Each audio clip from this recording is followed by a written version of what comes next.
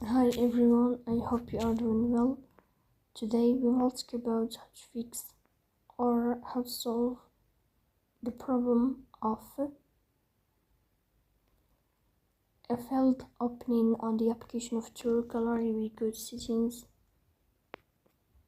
Here we go to apps, default apps, app settings. Here we search about the application of Truecaller and you click here.